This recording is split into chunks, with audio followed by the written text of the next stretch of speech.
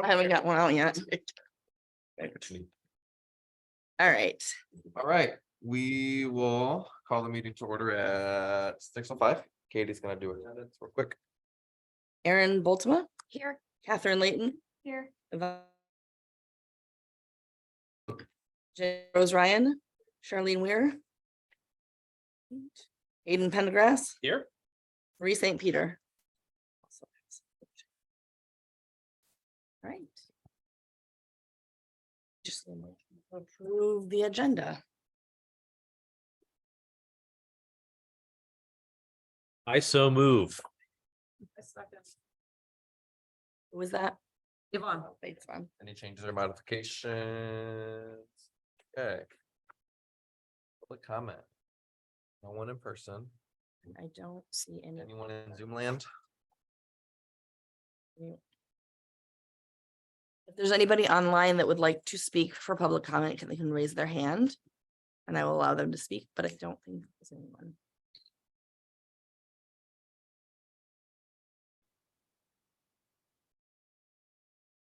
Your meeting minutes from our last meeting on July 20th. Which I believe were. Was in the packet that was sent? They're right behind everything. Yeah, they are. Okay. Changes, modifications to those. I just have a quick question, point of clarification. I know there was one public comments last time. Do those generally get reflected in minutes or no? I don't even remember what really the comment was. No, so not- maybe it's Like like the detail of what was said? Yes. No, not. Okay, just No. curious. Usually that it occurred. Right. Appreciate that question. So I was like, I don't. No, not to. Yeah. Yeah, because I mean, I just the only other thing that. There is a recording of the meeting. Yeah, and It's so- online now. Okay, So, so then if anyone's curious, they can find it. Yep, exactly. The only thing I did want to point out was that last meeting we discussed talking about co-chairs discussion, like for future meetings, so I don't know.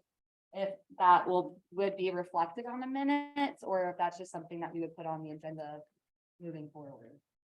I mean, I could certainly put discussion of co-chair, but we didn't decide anything. Yeah. specifically. I just Right. record any of the motions. that were Okay. taken. I Great, see. sounds You good. can, It- well, It could be reflected also.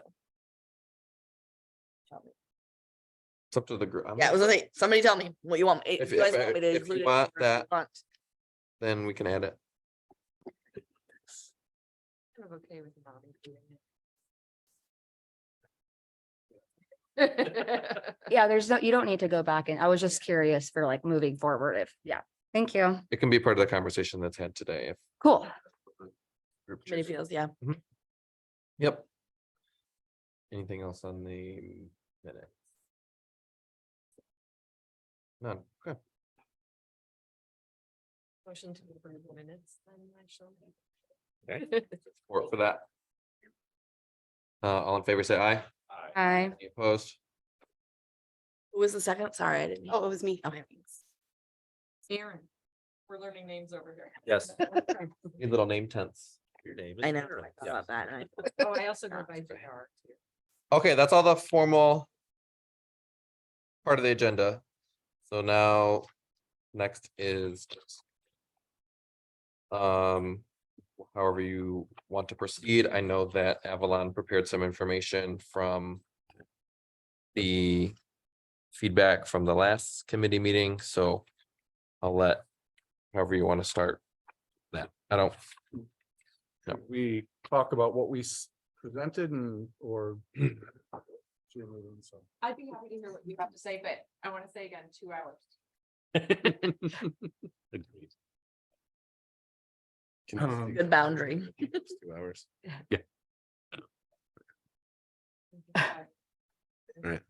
So, at the last meeting, there were a number of questions, and we left that meeting with some homework for Wendy and myself and Greg. And tried to respond. You'll see not, Can I have you just get the microphone a little bit closer so that we can have it for the recording? Thanks. I just want to make sure we get all the actual content that Absolutely. you say. yep. So Wendy, Bree and I have spent some time trying to give you information that we think gives you the context for your discussion, which is what you were asking for. I wasn't going to go over what was sent out. Probably you got it yesterday, I would think. I can certainly respond to questions, or I can go over it more, or portions of it more. But just to say that in the email was some of just the numbers that some of which you asked about, some of which just reminds you what the project itself offers. We did provide a 2-page PDF that was pre-existing that sort of gives you a sense of what Avalon does, supportive housing, the elements of how we operate. And then there was a slide deck. And really it had 2 pages that had some definitions in there. This is from some pre-existing information, so we took advantage of having it. That seemed to reflect some of the conversation we had, and perhaps define some of the terms that will be helpful as we talk about the project.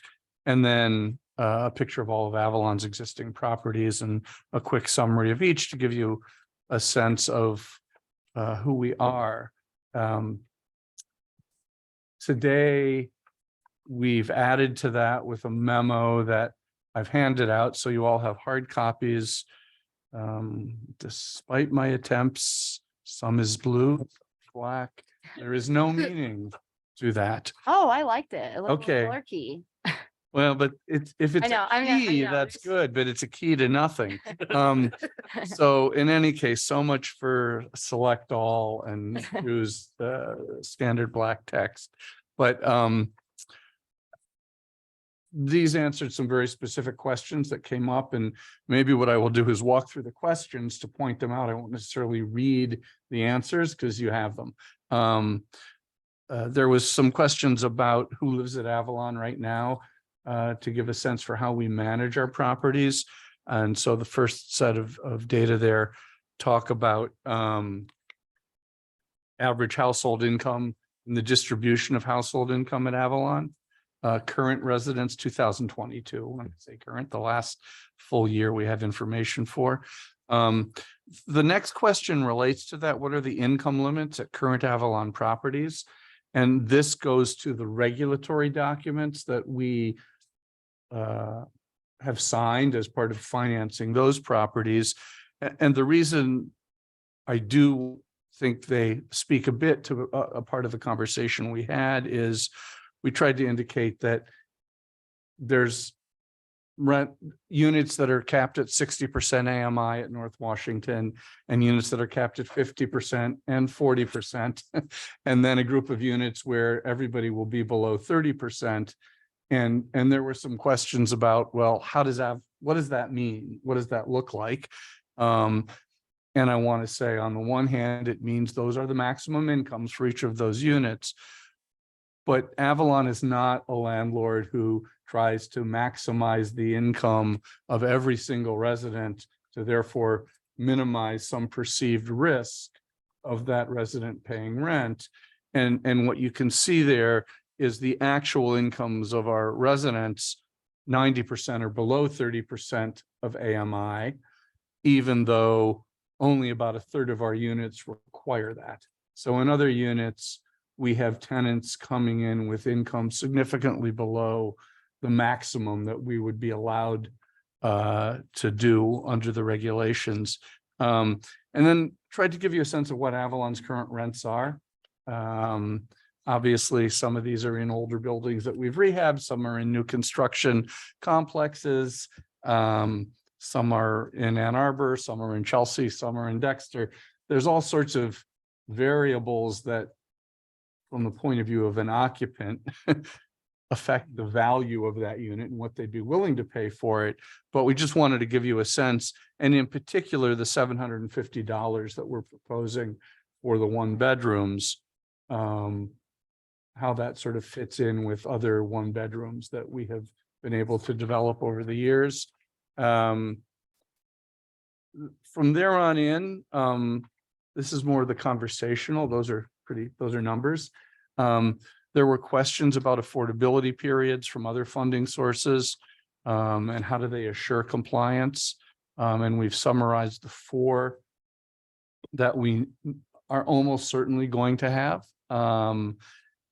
MISTA with 2 funding sources, MISTA being the State Housing Development Authority, county home dollars, so funds we've been awarded that are controlled by the county, they're federal dollars, and the Federal Home Loan Bank, which is a private grant application offered by an institution called the Federal Home Loan Bank, the word federal having to do with its regulatory status over banks, but it's technically private money. And so you can see most of those have anywhere from 15 to 30-year affordability periods. All of these institutions are checking annually that our tenants' incomes have been properly checked by us in compliance, confirming the rents. Each of them doesn't do an annual inspection, but between the city's housing inspections and then the housing inspections that these various funders do, there is regular oversight that the physical conditions of the property are meeting code and meeting standards. The next one was a specific question about showing a longer term operating pro forma. Sort of the numbers that we operate by, you don't have that, and I will explain why, which is we had anticipated being awarded, we had expected to hear about the most significant funding source, which is the MISTA tax credit application. In all prior years, that announcement would have been June, maybe early July. They have yet to announce. And the reason that affects this pro forma is there's a couple of paths to financing this. And depending on what we hear from MISTA, that will tell us which of those paths we're about to head down. And they look different on paper. And we made a calculated decision that we'd rather wait, hear which is the most likely funding path, provide you with that information, and discuss it at the next meeting as you wish. What we've suggested here is Wednesday, August 30th, which is a week before that next scheduled meeting. We will commit to having that in staff's hand so they can then get that out to you. So giving you a full week, because this will be a lot of numbers, tiny.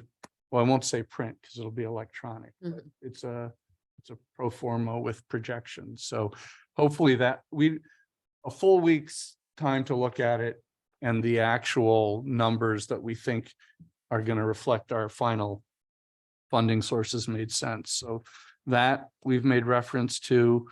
And then I'm going to pause before I do the next part because it seems like the way the meeting is structured, it fits in later. But we've tried to respond based on the conversation we already had to the suggested kinds of community benefits. We discussed some of them last meeting, some we haven't really plunged into, but we have some preliminary thoughts on our part, and we can talk more about that today. So I'll stop talking.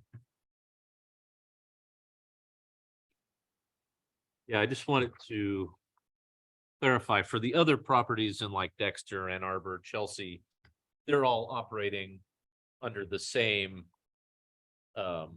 area median income thresholds as this project would, right? Because it's Washtenaw County. Correct. Got it. Okay. Correct.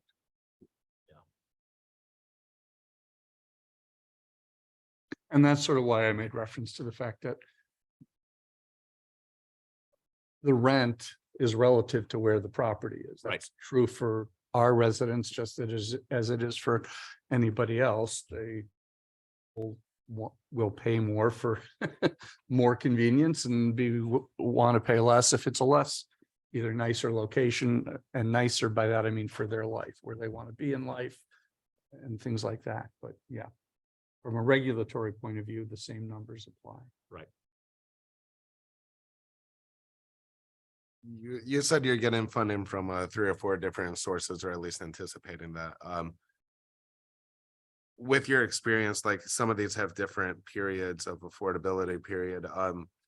Like, do you have any that have any properties that have matured under loans like that? And then what have you done after that maturity?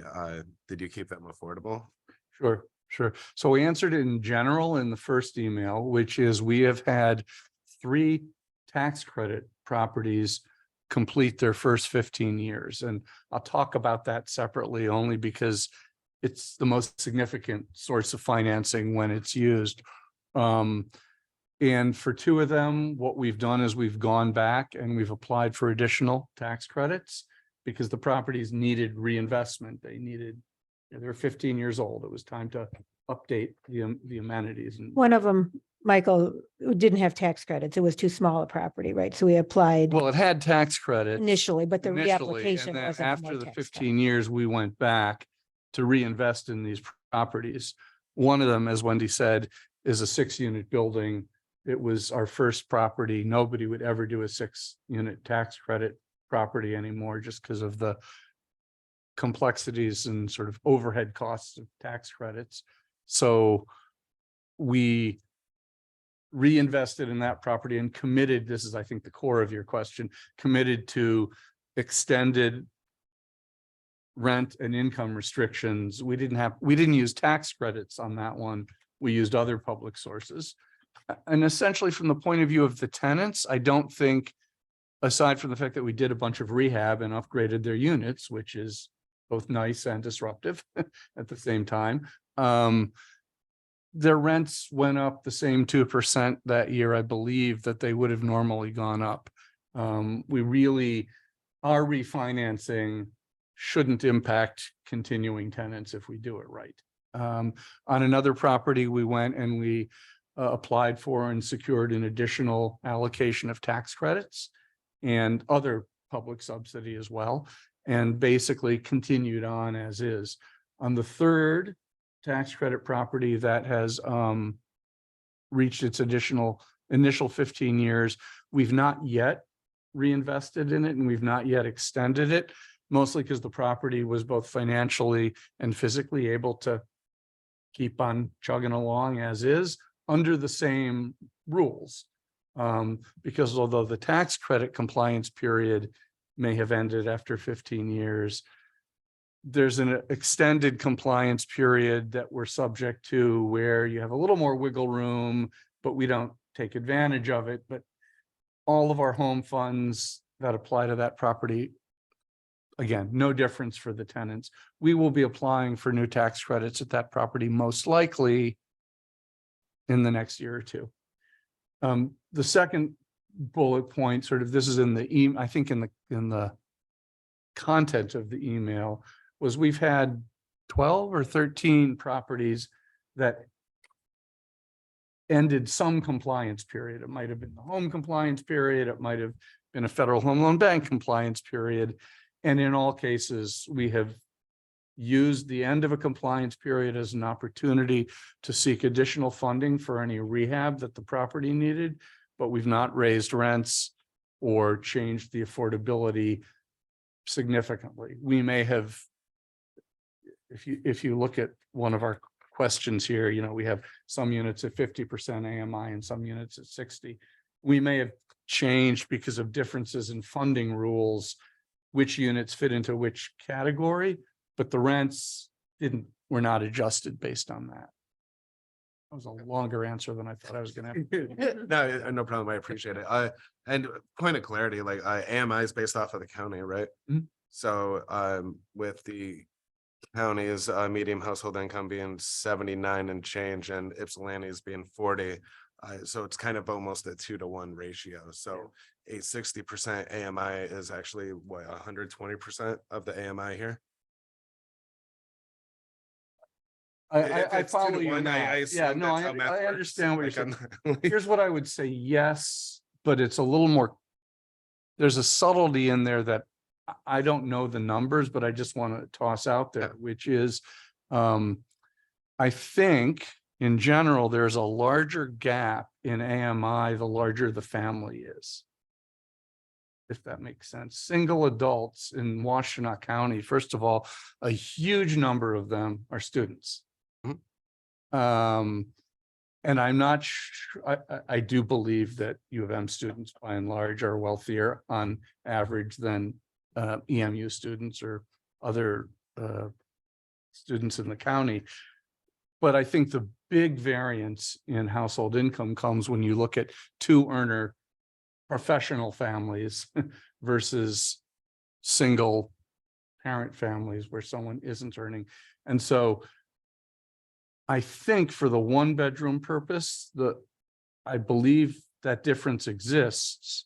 What I would say is when we went to look at what was a reasonable rent to charge in Ypsilanti, again, if you, in the email, we talk about how that $750 a month rent compares to the market around it and to what some other owner could potentially charge if they owned that building. This is from a market study. This isn't from us, a third-party market study. They felt that a brand new one-bedroom apartment in that location in Ypsilanti had the potential to bring in $1,400 a month. There are very few apartments that look like that in that section of Ypsilanti. But even if you compare it to other tax credits, you know, sort of more comparable units, we're still, if you notice in that email, they talked about even a 40% AMI unit could probably get up to $850 a month. We're only setting our rents now at $750. Those 50% units could get up to $950 a month. I'm on the 4th bullet point in the email. And the 60% AMI units they believe could get up to $1,150. Again, we're charging $750. So your point about income disparity between Ypsi and the rest of the county is on point. What I think we tried to do was say what we wanted to offer were units that were meaningfully below market. And so they offered people who live and work in Ypsi at these lower income levels an option that they don't have right now. And hopefully, you know, you think we got that right, but that's, so we were focused, I guess I'd say, more on the rent than on the income, than on the AMI, because to go back to what I started with today, we may have a 60% AMI limit. We don't believe we're going to fill these up with people at 60% AMI. And I think, sorry, that rent, the $750 is roughly 35% of AMI for the county, just as a point of reference. When those AMI calculations. Can you use your mic? I'm sorry, guys, just the microphones, just because otherwise they actually. When AMI is calculated by HUD, presumably they use Ypsi income as well as Ann Arbor income, right, to come up with these area median incomes. So it's all in that mix. Yeah, so I learned something that I hadn't learned despite having done this for 35 years now, which is one of the reasons the HUD AMI number seems so high relative to those census numbers that I showed you is because HUD disregards single adult households. There has to be a minor dependent in the household, and they disregard households that have unrelated adults living together.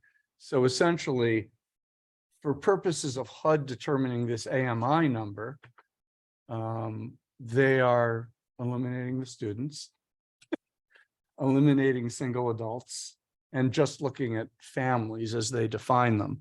And I think that's one of the reasons that their household income is so high. I actually have a couple of questions regarding benefits, though, as it relates to this topic with HUD especially.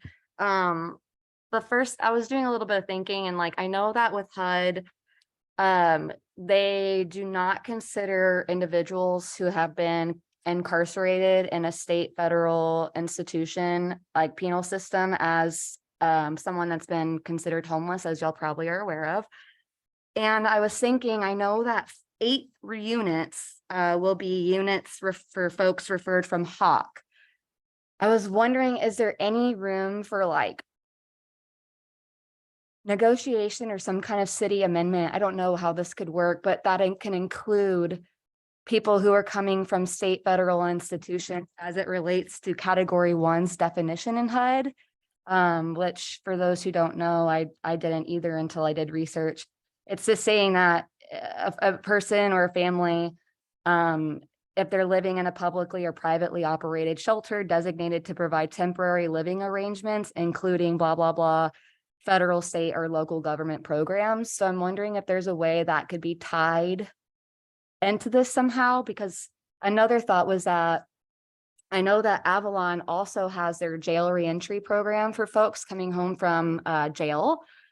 And I was wondering if we could get like as a benefit, an agreed benefit of having maybe of the 14 units who are not referred to Hawk by Hawk, if a percentage or a number of those 14 units could be for the people coming home from jail as well, like being able to hold them for your clients. Because I know that a lot of folks, when they don't have a housing address or anything, they sometimes are left to remain in jail until they get that. And then my other question is that I love St. Luke's Episcopal Church's letter of support for you. That was awesome. And I really appreciate it. And part of the thing they said about the location and the walking distance and having your clients be integrated into this community, I think is exactly what we're trying to talk about how this project can benefit them and also other people in Ypsi. And so I was wondering if there's some form of like, since they did provide a letter of support, if we could include them as a benefit for an outside community green space potentially, since someone did mention wanting to have green space last meeting, but there was not enough land or space available on the actual property. If there's a way we could do an external community green space in partnership with the church, and if they could do a warming center or cooling center opportunity. I know they do have that already, but I was wondering if there's a way we could tie that in as a benefit as well. So I just said a lot, but my first thing was the allocation of units for people coming home from jail with Avalon's program. It might be, do you want to, not everyone might know Avalon's experience with folks returning from institutions, and maybe can you speak to that a little bit? And the quick answer to your question is going to be interesting question. Let us look into it. I have no clue from a narrow regulatory point of view whether it's even possible, but yes, they're all, those 8 units would come through the CHIP access. Okay. So Avalon in April of 2022 started our reentry program in partnership with the Washtenaw County Sheriff's Office. It serves approximately 15, if not more people per year, getting them into housing with a subsidy provided by the Washtenaw County Sheriff's Office directly. In terms of the Hawk referrals, if that's mandated, if folks are coming through the CHIP or the Community Housing Prioritization Committee process, there is now a CHIP subcommittee looking at reentry specifically, including Avalon in those conversations, as well as a lot of other reentry partners, to specifically look at the HUD standards where folks are not accruing what would qualify them for chronic homelessness status while they're incarcerated. So as many legal adjustments as possible are being made there. We have also recently created a formal partnership with the Days Inn Hotel on Carpenter, directly near the Washtenaw County Jail. And by HUD standards, when folks are in a hotel paid by an agency, they are accruing chronicity. So for folks that are close, they might have, well, to back up, chronicity by HUD standards is either a year straight experiencing homelessness as documented 9 out of 12 of those months by a professional housing agency, 3 can be self-reported, or over the course of 3 years, having multiple instances of homelessness that add up to at least a year. So when we have folks exiting the county jails that are coming into the housing program, there's an assumption that they have a history of houselessness because they were referred to that program through the jail systems. And so many times we've been successfully able to get folks into our hotel program that might have 8 months and need another month, and therefore document that they were staying in an agency funded hotel, and then they meet that chronicity standard, and then they're able to be referred to the CHIP list. And in collaboration through that process, as well as the subcommittee of CHIP directly looking at reentry and adjusting policy, there's been an increase in getting those folks into permanent supportive housing, as well as getting them eligible therefore if they aren't already. Okay, so you'll look into like whether or not that's something that y'all would be able to do as a benefit, like allocate X number of units towards the people coming home from jail. Yeah, I mean, I think we can report back whether it seems to us it's doable from a regulatory point of view. I will defer to your collective discussion as to whether Yeah. it's a benefit you want to include in this or not. So, Mhm. but Would love to open that as a discussion. If folks want to talk about it. I think it's a great idea. There's a lot of people that fall through the cracks on being able to address people that are coming out of the incarceration system. Will help keep them recidivism, and yeah, that's part of the community that the community needs to help. There's not an individual solution. What other units are available for people coming out of jail? Are there any? In terms of the jail, they're limited. A lot of times prison has a lot more resources designated. And starting this program, I can share a fact sheet via email later. We've been able to get a lot more folks housed that are coming out of the county jail, not necessarily all in permanent supportive housing. Whenever they qualify, we're able to do that. But there are local landlord partners that we've been able to work with, as well as the ordinance within Ypsi City and within Ann Arbor City that bans the box in terms of criminal history checks. There are many landlords that we've been able to work with there that do accept the sort of non-traditional rapid rehousing style subsidy that the Washtenaw County Sheriff's Office provides. Also in partnership with the Sheriff's Office, prior to us coming on, they've been in talks for a couple of years directly with MSHDA, and that program now successfully operates a voucher program. So folks that are entered into that housing program have nearly immediate access to housing choice vouchers by MSHDA.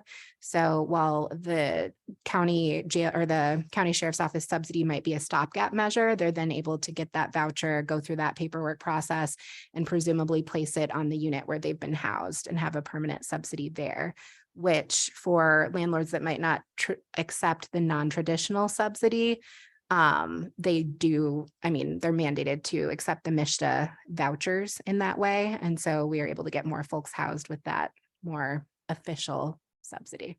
Do you have a feel for how many households that is? Currently, I know the last time I looked at the numbers, there were 17 folks housed through the program, but I could get you an answer in real time. The fact sheet would be awesome too, Bree. Thank you. Yes. Thank you. I say all that to say that that's one benefit I was thinking of. And then when I went walking by the building, the property building, I looked at the tool shed or the sheds in the back, and they're quite large in a sense of being able to utilize them for something community related. And I thought about, there's a couple of organizers in the area who are working to build a community resource map in this general neighborhood. And so one of the things that we have been identifying is like skills trading, like how can we use and barter for other people's energy, time, skills, provide. And one of the things that was brought up was a community tool shed, which is a really big task to ask of an individual resident to have the facilities provided and the sharing aspect process established.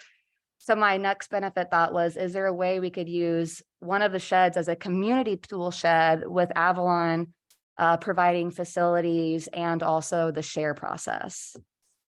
And I felt like that would also integrate the community members of the residency or the property with surrounding neighbors in the community to build a community collaborative effort.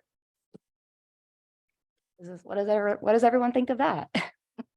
I love that idea. I remember from last, I think something about the condition of the sheds, or like there wasn't like, because they fall under that like historic, whatever it's called, You're on target. right, that that like just things like continuous like open and closing of doors might be like a problem or damaging so I love the idea. And also I just don't know if the sheds if they're able to like. I think the goal from what I heard last meeting was to have them restored in some capacity, to keep them established as they are, since they are historic buildings.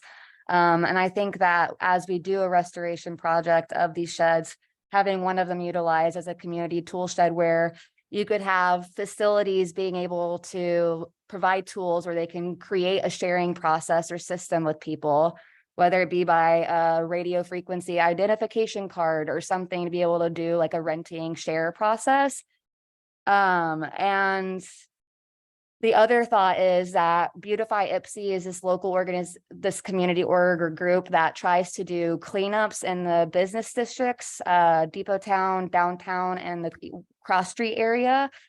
And so another thought was, if you had like, cleanup type of tools or something, this property could be the hub for the bi-year or the twice yearly cleanup day that Beautify Ipsy hosts. And it could have tools that we as community members could either rent or at a low cost or be able to access for free, just so I don't know, just as a way to just kind of get people more involved in the community and like the efforts that are happening in that downtown area, just so people feel more part of the community. I really like that idea a lot. I need to know more about the condition of the sheds, however. Yeah, we need to look at what we've got and where we can take it before we make a clear answer. The other response is what I dislike most about my job, which is when a reasonable question gets answered with a narrow pin-headed regulatory question. Is this in a QCT, qualified qualified census tract? We will look into it. Believe it or not, there is a rule in the tax credit rules that you can't. People outside the property are actually not allowed to benefit from things paid for through the tax credits, unless you can document that they too are low and moderate income. And it's it's an attempt to not use the tax credit program to build a lovely community center that's serving a higher income community. I don't think that's the case here. Wendy and I we need to go figure it out. There's ways around, you can still do it in certain cases, but it may have more administrative Right. oops than you would think from common sense. But it's a really interesting idea. I do think we'd want to learn more about the ongoing administrative responsibilities and the tool replacement costs, and make sure that we're not taking on obligations financially that we don't have the ability to live up to down the road. I think it's a wonderful connection between a tool shed and a community. That seems like a very challenging restriction, since like even the tier 1 benefit says providing neither onsite or offsite additional recreational activities, parks, open spaces, public service enhancements. Like, if you help out a park, how are you going to be able, like, only the people that are on the lower side of the income could use this park? The folks who wrote the tax credit regs are not the folks who wrote your tier Right. 1 thing. So Right. I agree. We I- have to be careful in what we agree to. That's all I'm saying. I think we can do it. Well, if you could look into that as well with the jail reentry thing, that would be awesome. The reason, I understand exactly what you're asking. The reason this is different than others is if you're offering a program that is specifically targeted to a group of folks who either are documented as also low income, or you're going to have a sign up sheet and they're gonna be low income, then it's allowable under the rules. But the tool shed is gonna be used. I would not want to create that hoop in a community tool program. And that's why I'm saying we need to clarify how we would structure this so it meets that. Yeah, if being underneath the median household income means you're low income, I think we'll be fine for Ypsilanti compared to Washtenaw County. So. I'm not too worried about it, just wanted us to get the agree. administrative piece down. I just want to, since the minutes will reflect this, I feel like the St. Luke's question is a St. Luke's question. Yeah. And that's Can't my, speak about their green space. so. right, how do we, are we allowed to contact? Because I know that previous committees, they would bring external people to do like presentations or something, like if we have a question for like how another organization could tie into a benefit with this project, how would we go about that while abiding by the rules?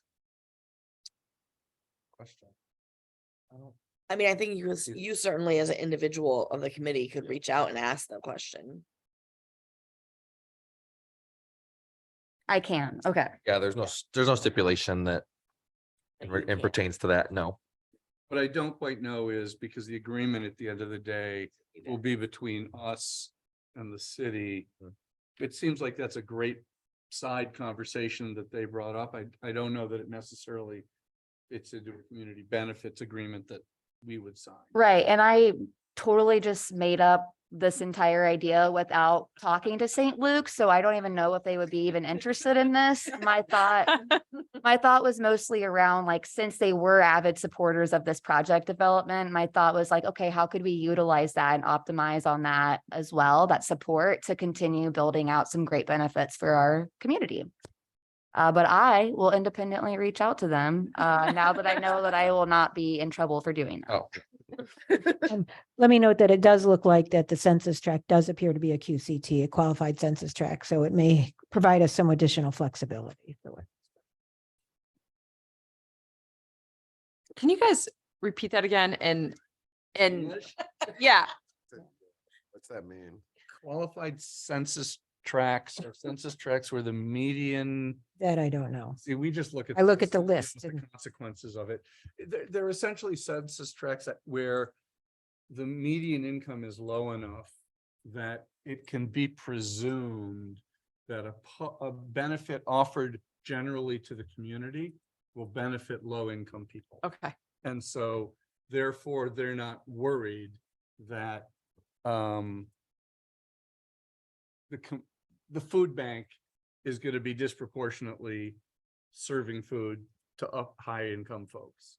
And your point about Yeah. the median income of this is borne out. This appears to be a PCT. So That's tract, TRACT. yes. Got it. Okay. Census So tract. it's a area of land. Yeah, got it. Yes. Okay. Yeah. So I'm just going to throw this idea out too, as long as we're throwing out ideas. I'd really like to see several of the units set aside for older adults, 55 plus. Washtenaw County, I was recently at a presentation from the Washtenaw Housing Alliance. Washtenaw County, 20% of homeless households are older adults, 55 and over. And I don't believe that Washtenaw County has any units, permanent supportive housing units specifically set aside for older adults. We might have them for families, we might have them for youth, we might have them for single adults, but we don't have them for 55 plus. So I'd really like to see that happen here. You're not gonna like the answer. And I'm gonna give three parts. Two are the parts you're not gonna like, and the third is, well, maybe we can figure out other things. One, the Fair Housing Act prohibits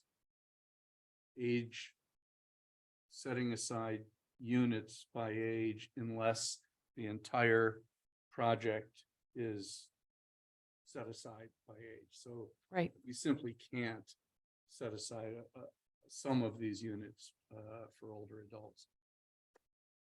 The second piece is ironically, given the way you phrased it, Mishta's, when they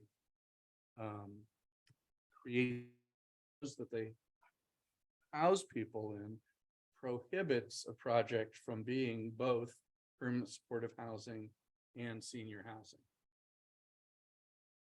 And I'll let you react to that as you are. I don't know enough to know about the history of how that came about. So you literally, that isn't to say senior housing can and often does have services, but it can't be financed through the permanent supportive housing process at Mishta.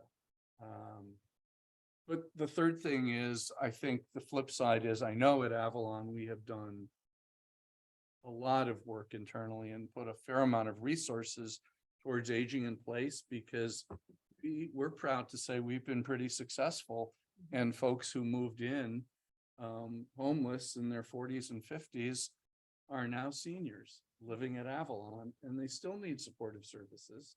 They still benefit from supportive housing, but they have the whole array of additional needs that come as people age.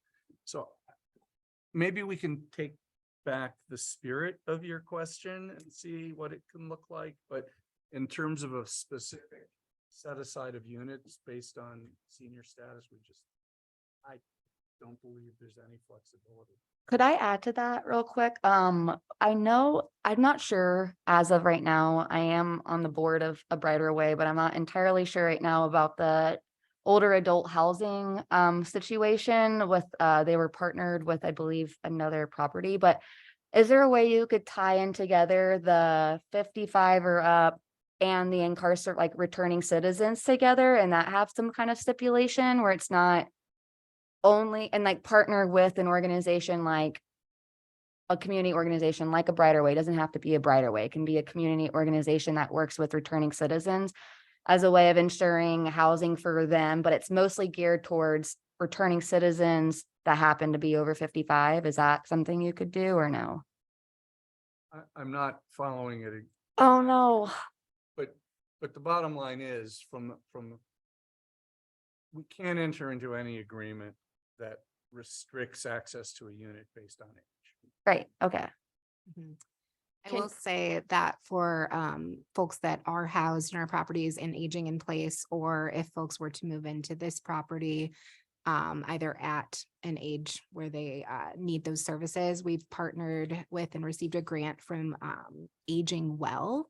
And Avalon employs 2 older adult specialists that works specifically and carry a caseload, I believe, I want to say ages 65 and up, but I believe that varies. It might be 55, to provide specialized services for older adults that are looking to remain in their homes and not enter a facility or another space.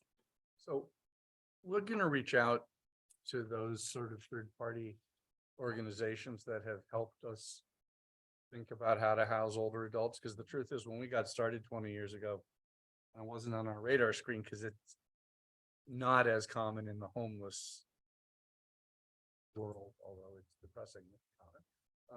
And so I wonder if some of them might give us some insight into, as I said, pathways that meet the spirit of what you're asking for, if not the restriction you were hoping for. Okay.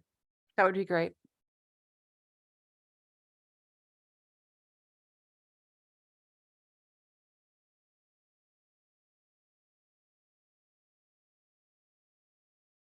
I know last time we also spoke about the use of the community room.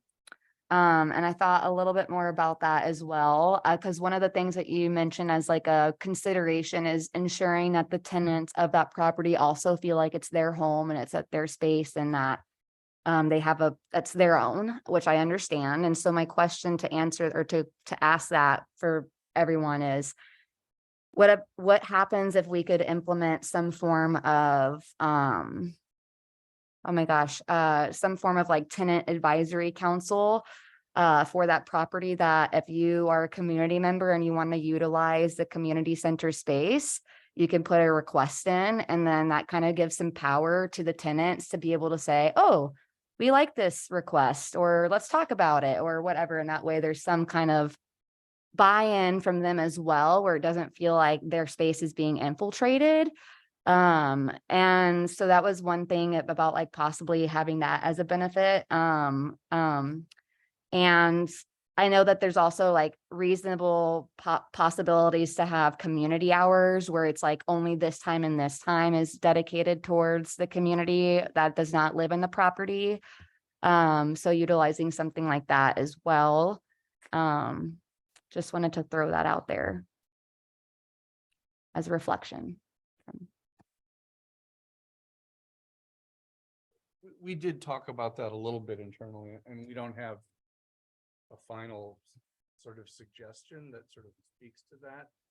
But I think we did, I want to clarify a little bit more some of what you said last time, so it's clear where we're not comfortable. And then we can focus on maybe where we are comfortable and there's common ground. I think one of the examples you gave that illustrated where we don't want to go was, you know, you mentioned the lack of access to public toilets for folks either in downtown or on the streets, wherever. And that because we did have restrooms associated with the community space, could those be available? I think the best way to describe a line that I think we would want to draw is I think there can be room for programming in the building that's open to folks who don't live in the building.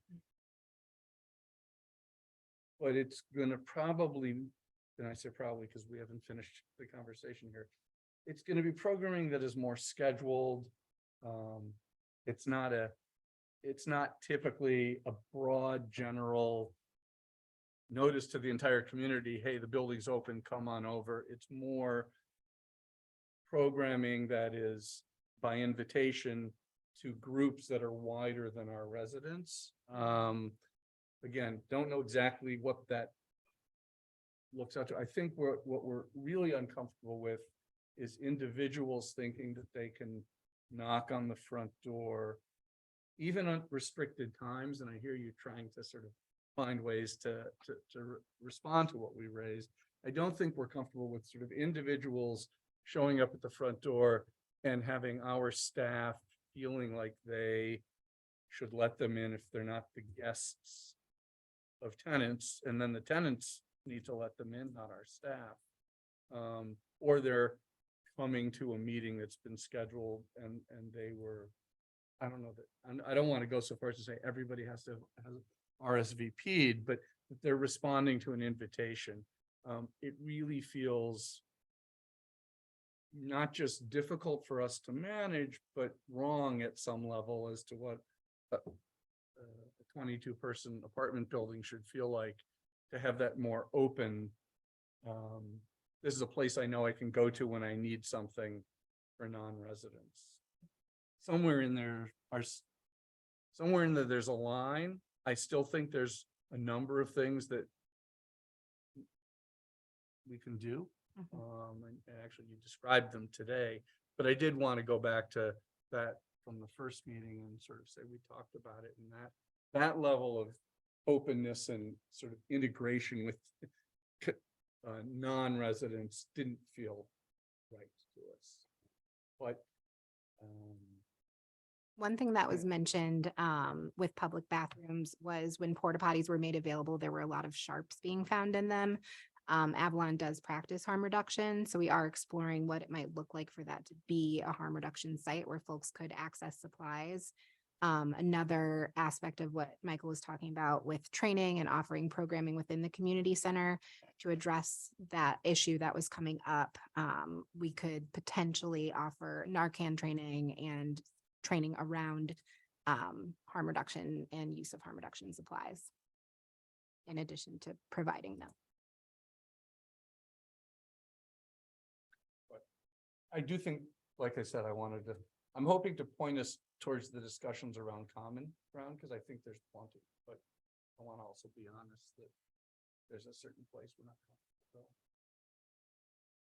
That's fair. Yvonne, were you about to say something? I didn't want to jump in. This is an embarrassing question. What are the demographics of that neighborhood? Is it primarily renters, homeowners? Are there families with kids? Does anybody know? Of this neighborhood, the property is gonna be built. It's a Yeah. lot of rentals, I believe, I think probably all. mostly rentals. I think that, so our block, the backside of our block is larger properties on, that's Huron. Huron. Yeah. I think some of those are single family homes. Some of them have been subdivided into rentals. I think within the neighborhood itself, it's a lot of either 1960s and 70s rectangular apartment buildings or older homes that have been subdivided. And is it primarily students? No, No? Okay. I mean, in my neighborhood particularly, I live in a very mixed income neighborhood. I have houses nearby that are Section 8 vouchers only, and then I have a house nearby that's for people coming home on parole. And that's one of the things that I love specifically about my neighborhood and this neighborhood is that it is so mixed and there are so many different types of people and income levels. And I want it to stay that way as much as possible, increasing affordability for those who can't afford to live there right now.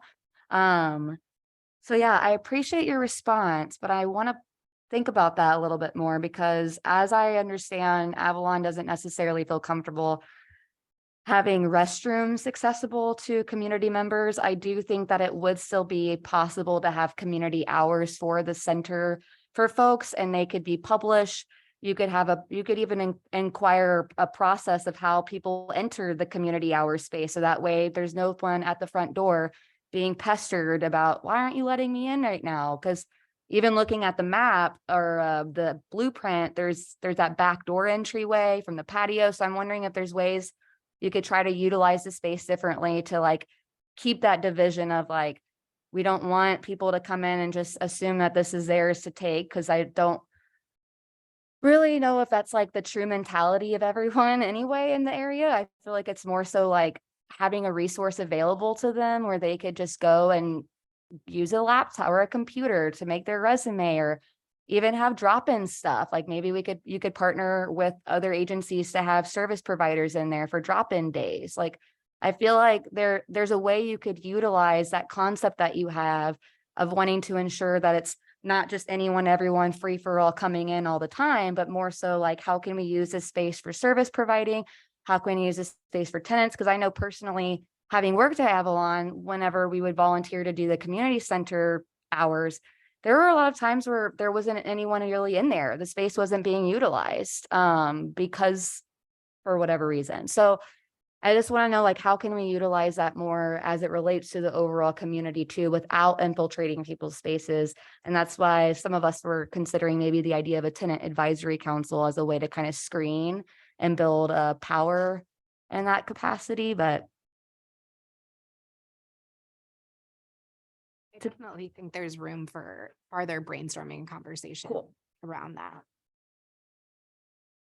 I know that the spaces, the sheds are questionable, but maybe that's also something that could be considered for some of those spaces, like community use space, and especially the need for cleaning up and showering and that sort of thing. I know that that's a need of those who don't have homes. So I'm always thinking of, Right now, yeah, the sheds don't have water. yeah, That's. Yeah.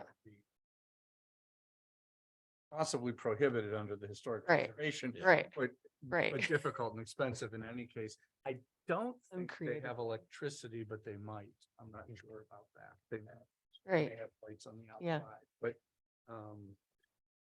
But to go off what you're saying, there is another use for that shed to be tied into some kind of community benefits, whether it be a bike rack or a bike sharing program of like where you could have people being able to rent out bikes. If they have like a ride share card, I'm just making stuff up. This is just like off the top of my head, but I feel like that space could be utilized because there is the Solidarity House right across the street that does have that community center that they have in their back. So I do believe there's more than one community center that can be in the same space, but my thought is like, how can we utilize that particular tool shed for something else? Since Solidarity House does have that community center hall right nearby.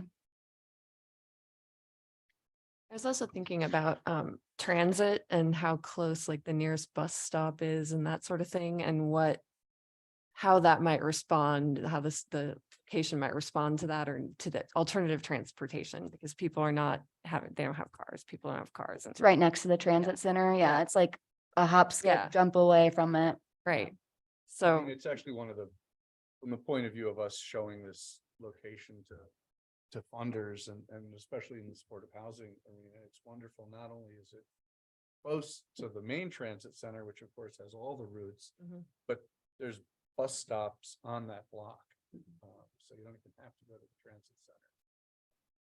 But were there amenities or additions to that you were thinking of, or? I think just like if there's a bus stop there close by, maybe it could be moved so it was closer to residents of a higher density place, that kind of stuff. So I guess maybe it's a it's a ride transit question. Always bringing in more agencies. I over don't here. think there's a bus stop directly in front. I feel like the bus stop, one of them is around the, sort of at the nearest corner going in one direction. I think it's on Washtenaw. That's Washtenaw, right? Yeah. Yeah.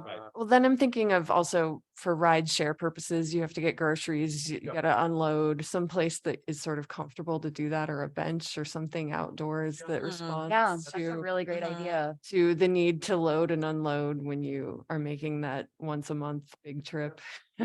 Public bench type of Yeah. thing near the transportation. I like that. It's a. And not something that's like not inviting and brutalist and it doesn't allow anyone to sleep on it. Right. Sometimes that just is what happens and we need to accept that Avalon we live in is society. close to hostile architecture. Yeah.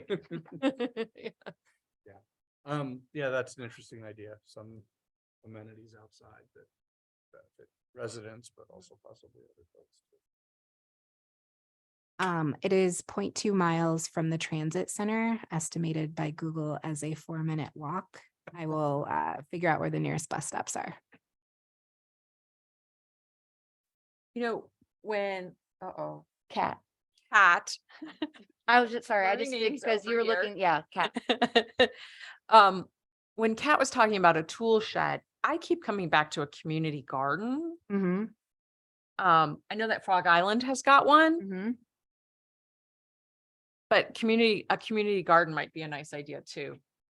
I think we've looked into that both, frankly, even before we started this conversation and certainly afterwards, and just we made the decision because we wanted to maximize units. There's not a lot of green space left there, honestly. There's some. And I think there may well be raised beds we could add in, I believe, after the fact, because I don't want to turn it into a site plan issue. But I don't think if we took advantage of every square inch of green space there to sort of maximize the garden space, I doubt you would call it a community garden at the end of that. It would be a property that has a lot of raised beds for its tenants, and we've done that at multiple locations.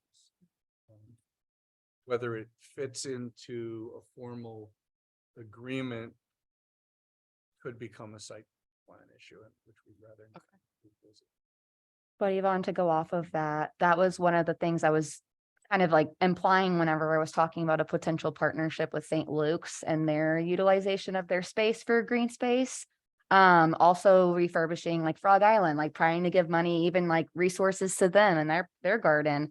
Another thought too, that I haven't quite went down the rabbit hole with yet is a potential donation from the city of a parcel of land, to have, I'm not sure, like, for public use to promote a community green space or park or whatever public use of the land. I don't know if that's something that's possible as well. I just wanted to project that out to you all for further brainstorming ideas or thoughts. You'll have to talk to him. No, I'm kidding. I don't know if the city owns any, like, property over there, parcels over there for sure. We'd have to find out. Yeah, I looked online, but I couldn't tell if what was available property on the city website was city owned or if it was just like general available property. I'll have to check. There are some lots that the city does own. Some of them they're looking to dispose of. Some of them, well, some of them we've inherited from the county for several different reasons. We try to typically get rid of ownership of unless there's a plan for developing it into something, but that has not come to fruition in several years, so. And there's an opportunity potentially. If there's not enough land or space at the property, if They're there, down to Avalon. or even like another community organization in partnership with Avalon, like, because I know that Avalon partners with food gatherers and other really great organizations to promote food security across the county. So Growing that's, Hope. yeah, Growing Hope, exactly. There's a lot of great minority owned or led nonprofits in the area who would be more than probably happy to accept some kind of collaborative effort with a parcel of land potentially.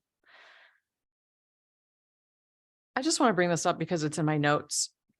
At the initial meeting before this committee was even appointed, Des brought up something about noise mitigation. Oh, yes. Can anybody talk about that?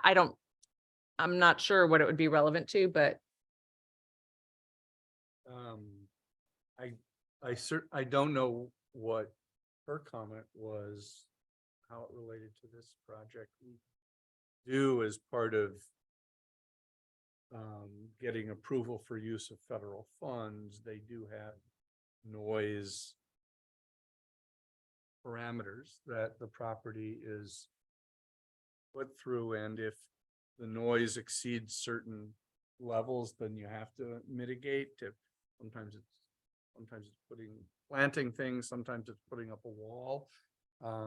If I remember correctly, the only consideration that I don't know we've finished with the county oversees this process. It's called the NEPA, an environmental review of sorts, but the word environmental there is not green. It's just environmental as in surrounding area.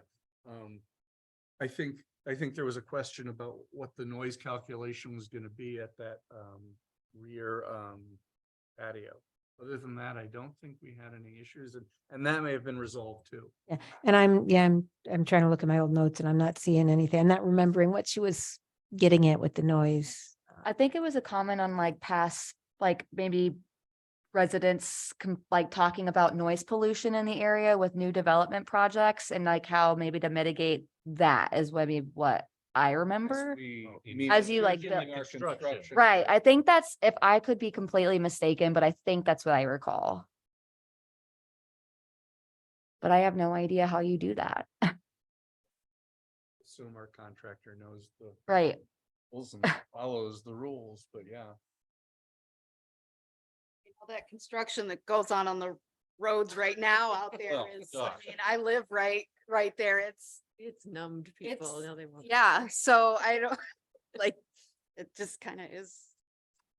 I mean, I guess, yeah, people might complain more if it was an actual project as opposed to the road construction. I don't know, but you just kind of I just get used to it and move on.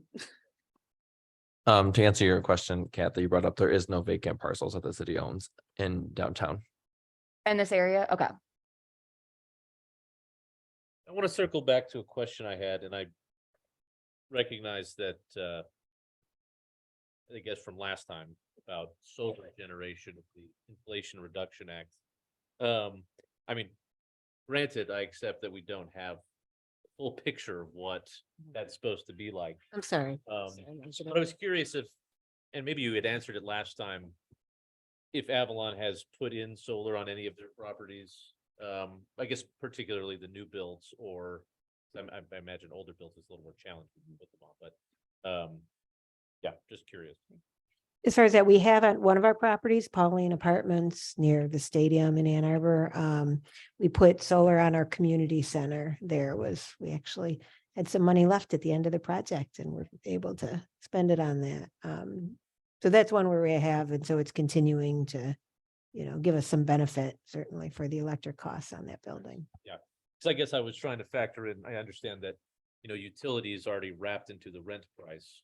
But I was trying to think through, because I mean, if you just walk around downtown, every other building has a massive solar panel installation on it. So I imagine the historic district committee doesn't mind as much. But yeah, because I think at the very least, we have a picture from at least the June Treasury guidance as to like what is eligible for tax credits and the like. And it seems quite large. I mean, it's like a base 30%. And then there's opportunities for bonuses, where it would be extremely economical to do. Obviously, I do not suspect the federal government will give us the full guidance by September. But it seems like, given issues of energy generation through DTE, let alone climate change, it seems like from a community benefit standpoint, seems like a pretty much low hanging fruit to throw some solar panels on a roof. But I don't know if anyone else has thoughts on that. I think Marie works in the Environmental. world. But Mhm. she's not here. I like that idea. I think that's necessary. And I mean, there's even room to collaborate with the sustainability committee for the city of Ipsy to see like what their priorities are as well. If they have any. Another question for Katie and Evan, is that something I could do, like, or one of us could do, is independently reach out to someone with sustainability committee to ask or inquire? Okay. Absolutely. Does anyone want to volunteer to do that, or is it okay if I do, or? Do it. Okay, cool. For context, I will say our Yeah. challenge. So we pay utilities. Right. That's one of the benefits. It's an intentional benefit. of Supportive housing in order that residents only have one bill a month to deal with instead of 2 or 3. So the good news from that point of view is we have every incentive to put those Good point. panels on the roof because it's our bill that's going to go down. Right. And we're now certainly in new construction, always building it so they are capable of just putting them up there. So, Sure. solar panel ready. The main reason we've not done it each and every time is because we run into total development cost constraints. And when we're faced with choosing between the solar panel or a core design amenity that we believe is a core quality of life for tenants in the building, of course, we have to choose the former, even though we'd like to also be able to do panels. So I don't give it, you phrased it well. We don't yet know those benefits. So I don't know if we'll feel comfortable on the timeline that this committee is working, calling out solar panels. We need to learn more between now and then. Well, what I can tell you is we want them desperately. They're gonna reduce the electric bill that we're responsible for. Yeah, I guess, in the situation where you put the solar panels on the, community center, that was from the outset part of the development plan, or was it post hoc? It was like the last thing we did as part of development, and it was not part of our original plan. We had a change order we were able to do because our costs, and I was just saying, it's been a while. Our costs came in lower than what we had anticipated. So, yeah, Usually not expected. no. Yeah, I mean, we'll do more budget talk last time, as we said, we'll get it out to you, but when we start the actual physical construction of a project, we still have what we call a construction contingency for when things go wrong, because they will. And if we're really lucky, when we're almost done with everything, we still have money left in that contingency, and then we get to add something like solar panels, other additional amenities. Mhm. It's been a number of years since construction costs have been predictable enough that we have anything left at the end of the project, so. That's why we are so conscious of not overpromising. Yeah, that's helpful. And I mean, obviously for the purposes of the ordinance, or the ad hoc rules, since certain things have expired. That is, I mean, I guess you've already kind of committed to meeting certain green construction standards and all that anyway. So I understand that. Right, and I was just gonna point that out, Yeah. that one of the answers to one of the questions is, we do already, as a result of the financing we use from both the county and Mishta, have to meet pre-existing green standards. Right. They don't mandate panels in particular, although panels are one of the ways to achieve that goal. Sure. Well, Michael, one of the things you mentioned was like the funding possibilities to be able to fund these benefits that we're kind of naming off and throwing out. I have a question, since Avalon is a nonprofit, is it possible that you are able to apply for grants to sustain some of the benefits that we are recommending? Well, yes, I mean, let me not pause and make it sound like I'm hemming and hawing. Yes, what we don't want to do is commit ourselves to ongoing expenses that in good faith are necessary to sustain a commitment when we might have the first grant lined up by the time we build this, but what happens in year 2, 3, 4, 5? Now, we face that with everything we do at Avalon, right? We're a nonprofit, so nobody says, I'm gonna fund this project forever. You get a limited time funding. But it does mean that we take very seriously the longer term costs to keep something going, because if we enter into this as an agreement up front with the city, the expectation, as we've discussed, is that someone at the city will be enforcing it every year, and 5 years later or 10 years later, they should still see that happening there.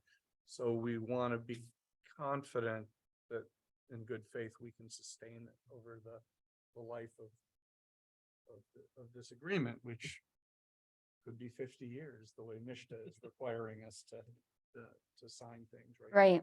And like all grants, there's usually like a data analysis or evaluation component where you'll have to collect your numbers to be able to continue sustaining the grant funding throughout the normal rest of the year. So even though it's maybe not sustainable to have a community tool shed every single year forever, for 50 years or plus, it might be a way to at least get the conversation started where grants can continue to be sustained, because then we'll have numbers and we'll have ways that show that, I mean, even one of y'all's values is sustainable achievement and collaboration and meaningful relationships. So like, how can we optimize on that and continue to build upon that, since that's so deeply embedded in Avalon's values? Yeah. So I don't know how that works. If you like look into grant up, like you'll look into it and talk to me next time. I Okay. think like the generic answer is we understand that in good faith, we could be agreeing to some things here that will require work from us year after year after year. That's reasonable, and I think you'll see we're agreeing to that. But you'll also see that we're going to be conscious of not overcommitting either on the dollar side or the time side. And if we think that the commitment is more than we can in good faith make, we'll call that out and we'll have a discussion about it at that point. Thank you.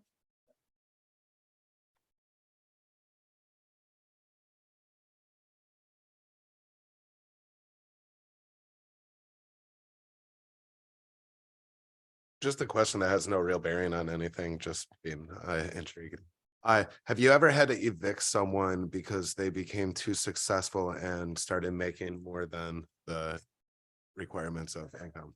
It's so interesting you asked that question, because we just looked at county incomes. Luckily for us, none of the programs tend to steer away from an absolute income cap, at which point you must leave. Although I feel like there is one built in, but I'm not 100% sure. And the quick answer would be, I wish the American dream was so successful that we had many tenants shooting their income up and having to leave for that reason. Right.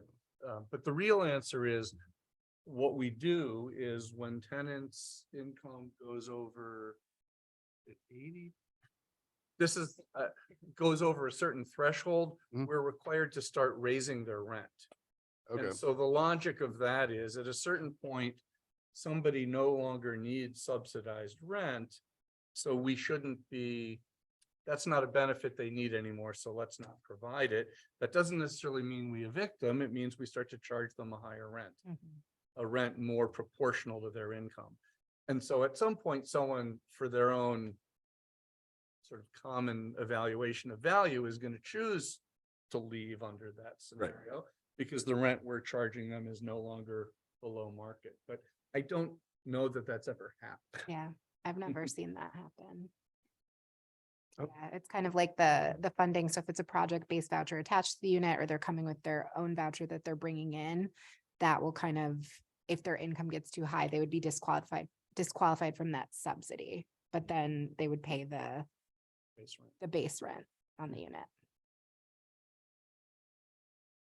like ideally, that should be the goal of like all the It would community be lovely, programs, wouldn't right? it? Yeah, exactly. I have seen folks, I mean, there's moving up vouchers and programs such as that where folks are able to choose to pursue homeownership, things along those lines, and have their support coordinators walk alongside them in that process. But that's a self-elected process. Oh. For like, you need to own a home. That is just Yeah. for my own personal. Yeah. Well, I mean, the interesting, it's both a good public policy to at some point start to take away the subsidy because they don't need it. But the flip side is, it's also a nice public policy to encourage people to stay, because as I think someone else said, a mixed income community has a certain kind of stability and vibrancy and interaction that is probably healthier than saying the minute your income starts to rise, you leave. Right, yeah, that could be disincentivizing.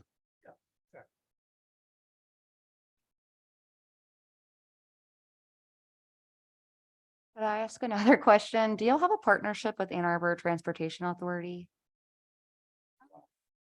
Formally, yes, in that we do fair deal cards for residents. So we offer that. We also purchase bus tokens for clients and offer those. So with fair deal cards, we're able to sign folks up to get a fair deal pass. They go into the transit center and that allows them to pay half fare. Yeah. And then we offer half fare tokens to those who need them.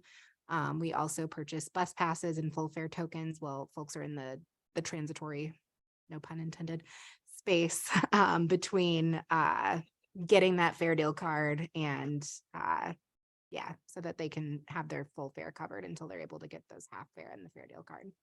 Thank you. Do you get that funded through a specific grant, or is that covered through like your overhead through? Yeah, we pay that directly. So yeah, we're paying for those tokens. I'm not sure. I can find out what the funding comes from. Some of it comes Ann from Arbor Thrift grants. Store. Yeah. I believe a lot comes from Ann Arbor Thrift Store. Yeah, some of it comes from- Okay, For some of the tenants, there's HUD grants that pay for it, but not all of our tenants are. Interesting. eligible for that.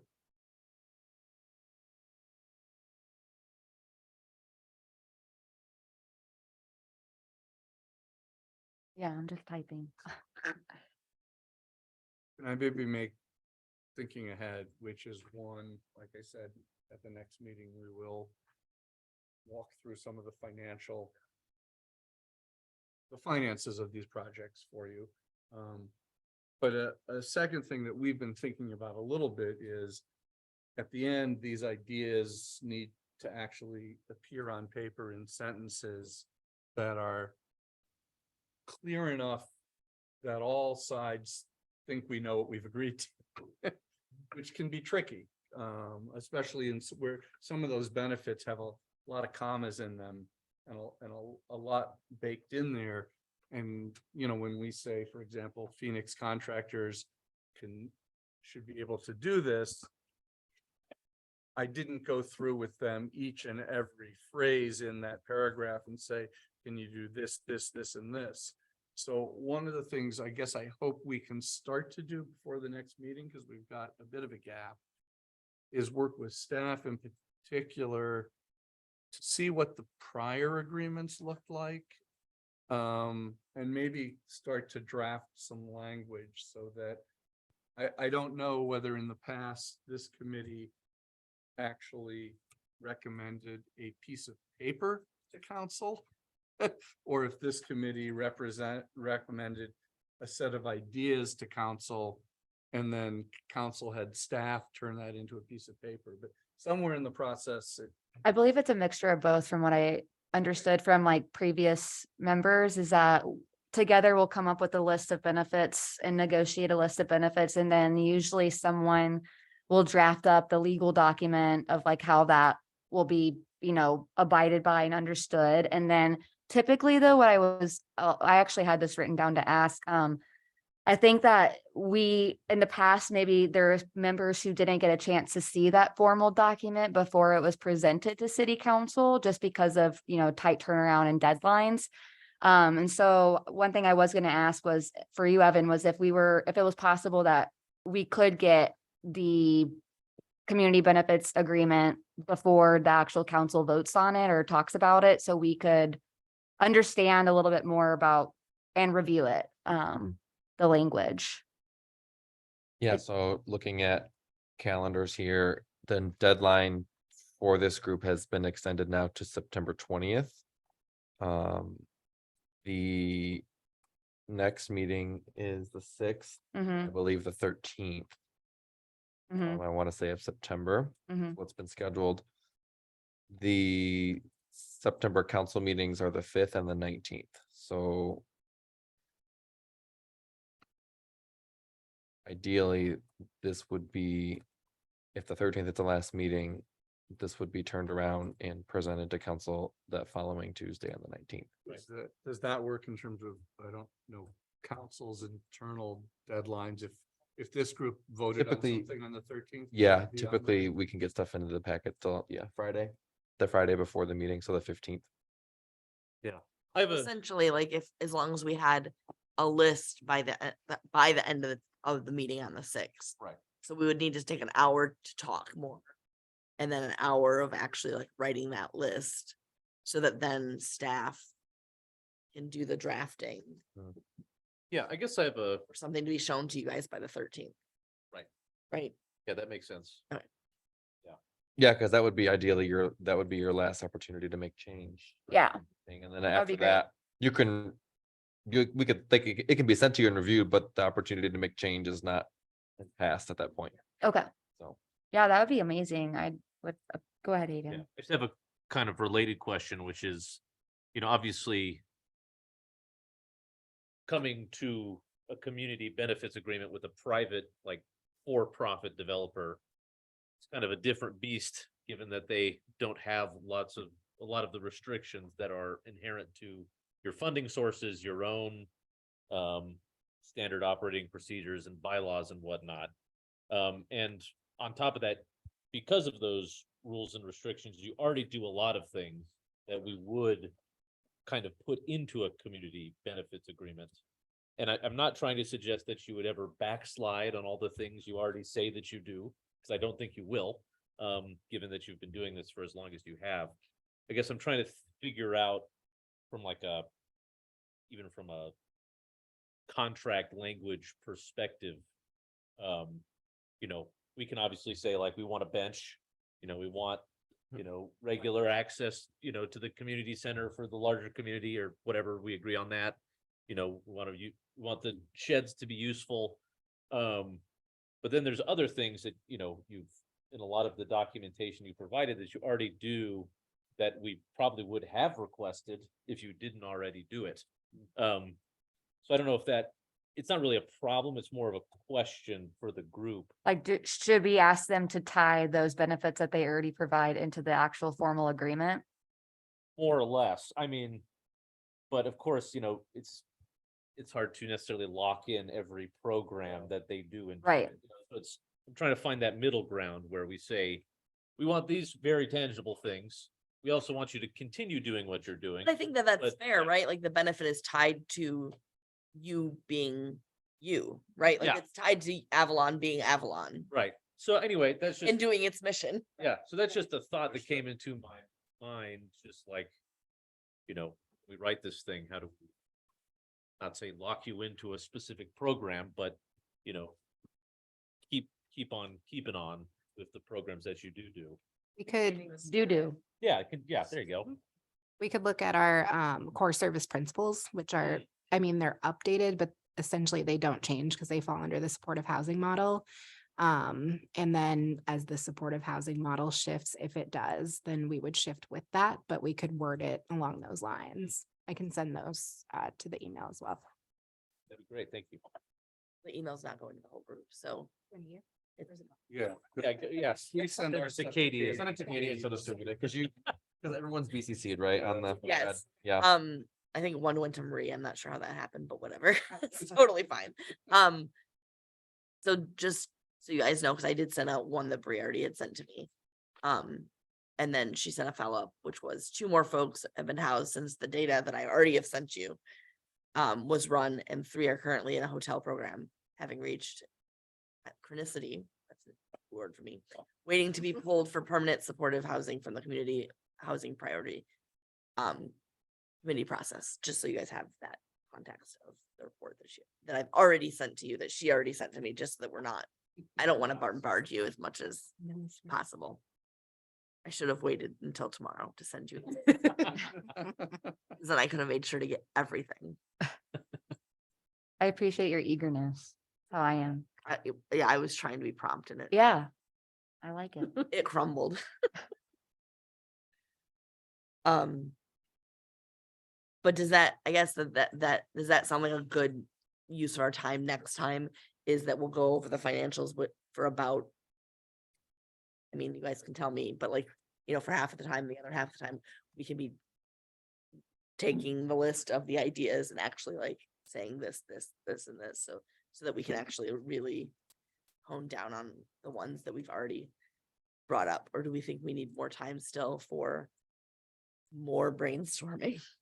I mean, I really like, and again, I'm just the staff person, but I think that Hayden brought up a good point, and I think that like, locking some of this benefit into what they're doing provides some of that security of what the benefit is to the community. Yeah, and on on Avalon's website, a lot of the benefits include like community gardens, community centers, vocal, the community organizing thing for tenants.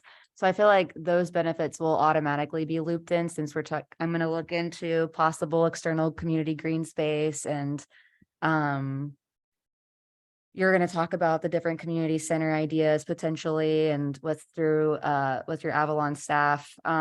So I do like that idea as well, just to try and lock it in there to guarantee those things do happen. I do feel like they align quite well. We should look at some of our other agreements we have with some of the other financing sources. We just what's called an addendum 3, which is between us and Mishta. It's their assurance that we will continue to provide appropriate supportive housing activities. As we put it on paper, we'll have to figure out how to strike the balance that you spoke about, because, for example, what we did 15 years ago is not what we do today. Right. We have a tenant advocate organizing group at this moment with a certain name and a certain model. We had a different name and a different model 15 or 20 years ago. And what we don't want to have is an agreement that becomes obsolete Right. because it's naming a bunch of things that don't exist but have been replaced with other things. So we'll think about how to do it. I do understand your point that the core services are part of what allows you to have confidence that we can focus on the other things. And also, we do have both of the other agreements that I can send out to you guys and as the whole group, so that we can all take a look at what they look like. Thank you. I do agree, like, definitely don't want like scope creep or anything like that, but maybe like 5 or 10 minutes to discuss anything that does come up. on the last meeting, since we are getting new information that third meeting. I mean, the financial piece in particular. Absolutely, yeah. Yeah, I think that that hour would be like the presenting of it is. Yeah, yeah. Discussion of it for sure. And again, it doesn't have to be an hour. I'm just trying to think for agenda items so that I know what, And we only have 2 hours, Right. Ever. yeah, we only have 2 hours and I want to make sure that, which is important rule. Yeah, Katie, also, would it be possible if we could collaborate on creating a comprehensive flow chart together about the CBO process? Like kind of like a flow chart of how that works visually, because personally, I love visual aids because of my processing, the way I process information. And I also just want to know what all of the parameters and options are, and I would be more than happy to assist you with that, because that is a big ask and I'm sure you're really busy, so I don't want to like put it all on you, but I would love to help assist in that if that's something we could do together. yes. I guess that my only concern is, Keep in mind the ordinance might be changing, because yeah, that's Yeah. that's exactly what I was gonna say, is that Oh. we might want to wait on that. Okay. until it's revised, But I because I don't know that how- it's gonna look exactly like it does now. Once it's revisited. Because we're using this because council indicated to use it, even though it is, Expired. Okay, well, Zombie ordinance, it's fine. yeah, sending those, we're not real live people here. yeah, sending those past agreements might be helpful just to know what it looks like and be able to understand it from that Yeah. capacity. But I do think that, I mean, yeah, so the answer is yes, let's do that. and In I the would love your future. help, but let's Yeah, plan on doing that in the future, once we know what comes out of council cool. for the future.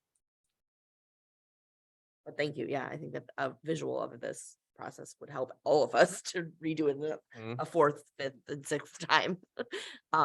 For sure. I'm okay with cutting it even shorter than 2 hours. Sorry, we have to go covered till a lot. yeah. Yeah. And I think I just, so I didn't really have a chance to review a lot of the stuff for tonight because it just came out yesterday, which is fine. No big deal. I don't, but since we do have some time Sure. between now and the next meeting, like the sooner that things can come out to us, the better. Just Yep. make sure that then I feel prepared with questions or Absolutely. ideas.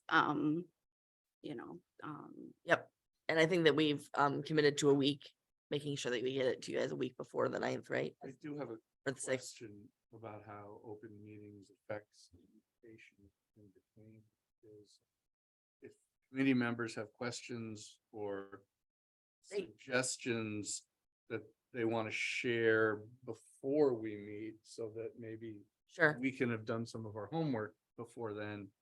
Yeah, What, they how can is that send 'em- allowed I and? think they can I think they send should funnel all questions to you. to me. Yeah, I think that And then it's you as can long as distribute- they're not talking amongst Yeah, themselves. and then you can distribute best based on how you, who can answer the question. So, Right. so if, when you have a chance to dig into it more, you come up with either an idea we didn't talk about tonight or thought about it, it sounds like Send it to me. Yeah. everything goes to Katie. Okay. Katie. That sounds great. I realized a lot of my questions were kind of randomly said today, but I had been thinking about them for a while, but I couldn't communicate that with you. So I love that idea. Sure, yeah, and I think that that's also, I mean, yes, feel free to send them to me. Because people can FOIA your emails, but they cannot FOIA our private emails to each other, so. For Got it. example, Makes sense. Well, can they? There's some, it's a little, I don't know what the mission. you are on like a FOIA city sponsored committee, and you took an oath, so it gets messy. Yeah. Yeah, let's just not do it. yeah. Just don't put yourself in jeopardy, that's all. And it's more of a Took subpoena. an oath to up. Yeah. Yeah, yeah, yeah. True, that will be. It's just safer to not do it, so go ahead and send me your questions though, because I'm obviously in communication with these folks, and so I'm happy to do that.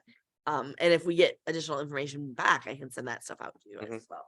So, In regards to having something written, for us to look at just as a draft form, would that be helpful if we sent you ideas, Katie, to put on like a written draft for us to have at the next meeting rather? Or would it be more helpful if one of us were to agree to create one to bring to the next meeting? I just want to. throw that out there, because I know that Michael, you mentioned having like just like a draft kind of written down list of benefits that we're discussing. I mean, in my mind, I was talking about. Oh, the formal agreement. About it. Okay. Yeah, starting to have sentences that could, in some form, end up in the final agreement, but. I think we have some of those between the first, second, the email and then this meeting. I know that you've been notes and I have been too, when I've heard them. So maybe we can start with that sort of like, again, extensive list, and we can even go through it and be like, we've said this one won't work because of this, and, or this one would need to be right. And like, we can just go through it in a more sequential way. Cool. Yep. I can bring that, or I'll just bring it as part of the agenda. Okay. I have to go back to this older adult thing. Sorry. If you can't set aside units, is it possible to give them priority points on a wait list or something like that? Maybe even just like marketing. I don't know. I mean, older adults are the protected class in that Yeah. scheme, so you can Right. certainly do affirmative. Fair marketing towards older adults, but there's a. You know, it's a slope and you don't wanna find yourself on the wrong end of it. Having gone too far down that slope, so.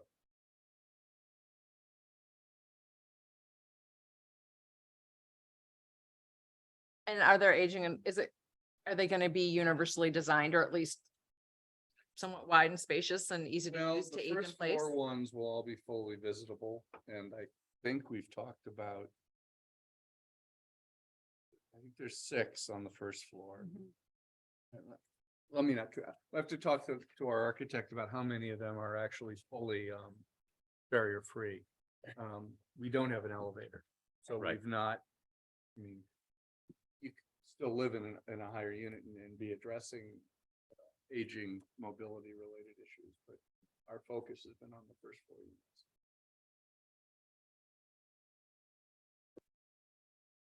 I'm pretty sure 5 of the 6 are sort of inherently barrier free because they're those basic rectangles if you look at them. Yeah. And then there's the one unit that's longer and narrower, and that's when you start to run out of turning radius. Right. So. We'll double check, we tend to do 15% fully barrier free, which if my math is right, that's 4, but I also kind of had 5 in my mind, but we'll know for sure at the next one. I also just wanted to uplift what Bree mentioned about the harm reduction stuff, a possibility at this property. I really love that idea and I'm really grateful that y'all looked into that a little bit further. I think also having a needle disposal box would be amazing, just another accessible one if possible for public use. I don't know how that could be possible, if that's something that could be I have no idea how that would work on the outside with a key lock. I'm not sure. But that would be great. Because right now the business I know of that does have safe using kits is Bridge, and that's because I put them there. So I would love more kits and more harm reduction stuff in this area. You know, if they have a disposal box? They do. I just installed it. Okay.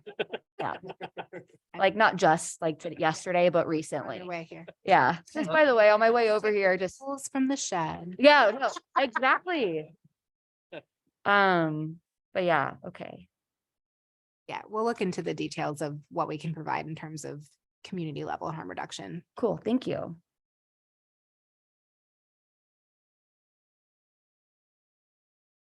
Motion to adjourn? Second. There you go. 7:48. The next 2 meeting dates are on the agenda, the 6th and the 13th. And like mentioned, if you have things in the meantime, just send them directly to Katie and we'll get them passed along appropriately. Thank you. Thanks, guys. Thanks, everybody. Thank you. Yeah. Thank you.